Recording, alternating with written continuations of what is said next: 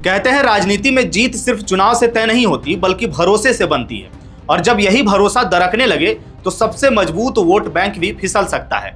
बिहार की राजनीति में इस वक्त कुछ ऐसा ही माहौल बनता दिख रहा है, जहां एक तरफ बयानबाजी है तो दूसरी तरफ चुप्पी है और बीच में है नाराज वोटर।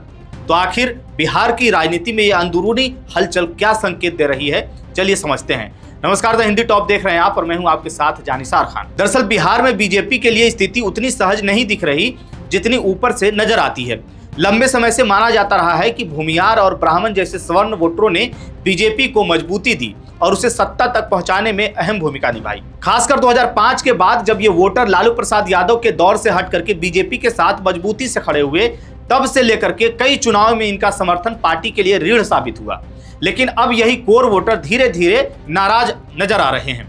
अगर आप सोशल मीडिया की बात करें तो वहां इस नाराजगी की झलक साफ दिखाई दे रही है।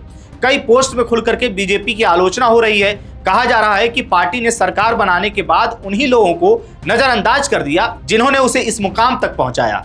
खास बात यह है कि नाराजगी सिर्फ किसी एक फैसले को लेकर के नहीं है, बल्कि एक भावना बनती जा रही है कि पार्टी अपने पारंपरिक समर्थकों से दूर हो रही है।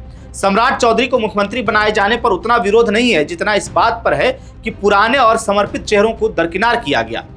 इसी बीच आपको बता दें कि जब श्रेयसी सिंह का नाम सियासी गलियारों में उभरा और फिर अचानक खामोशी छा गई, तो राजपूत वोटरों के एक हिस्से में भी असंतोष देखने को मिला। यानी कुल मिलाकर के जो वर्ग कभी बीजेपी की सबसे बड़ी ताकत माना जाता था, वही अब सवाल पूछ रहा है। यही वजह है कि सत्ता में होने के बावजूद भी पार्टी के कार्यकर्ताओं में वो उत्साह नहीं दिख रहा है जिसकी उम्मीद की जाती है। ऐसे में अब यहाँ से कहानी में एक और मोड़ आता है।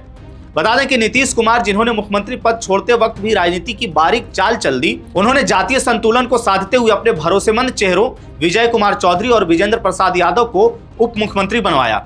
इस फैसले ने एक तरह से उन वर्गों को संदेश दिया जो खुद को नजरअंदाज महसूस कर रहे थे। यानी जहां बीजेपी के कोर वोटर असहज थे, वहीं जेडीयू ने उसी जगह पर मरहम लगाने की कोशिश की। इसके साथ ही कुर्मी समाज को लेकर के भी एक संतुलन बना रहा। भले ही उन्हें कोई बड़ी जिम्मेदारी नहीं मिली, लेकिन निशांत कुमार के राजनीति में आने की चर्चा ने उस समाज में असंतोष को बढ़ने नहीं दिया।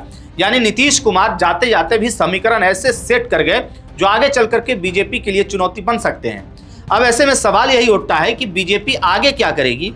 इसका जवाब फिलहाल किसी के पास नहीं है, लेकिन विधायक दल की बैठक के बाद विजय कुमार सिन्हा के बयान, जिसमें उन्होंने त्याग, तपस्या और बलिदान की बात की, ने जरूर कुछ हद तक भूमियार वोटरों के बीच सहानुभूति पैदा की है।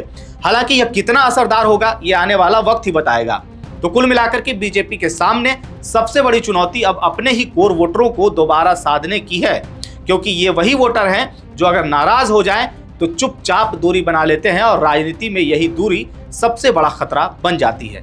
अब बीजेपी अपने इस पारंपरिक आधार को कैसे वापस मजबूत करती है, इस पर न सिर्फ बिहार बल्कि देश की राजनीति की नजरें भी टिकी रहेंगी। इस खबर को लेकर के आपकी क्या राय है, आप क्या सोचते हैं, बिहार की राजनीति को आप कैसे देखते हैं? अपनी राय कमेंट बॉक्स में जरूर बताइएगा। मेरा नाम है जानिसार खान, आप देख रहे हैं द हिंदी टॉप। वीडियो अच्छी लगे तो चैनल को सब्सक्राइब कीजिएगा और हम इंस्टा, फेसबुक और एक्स पर भी फॉलो कीजिएगा।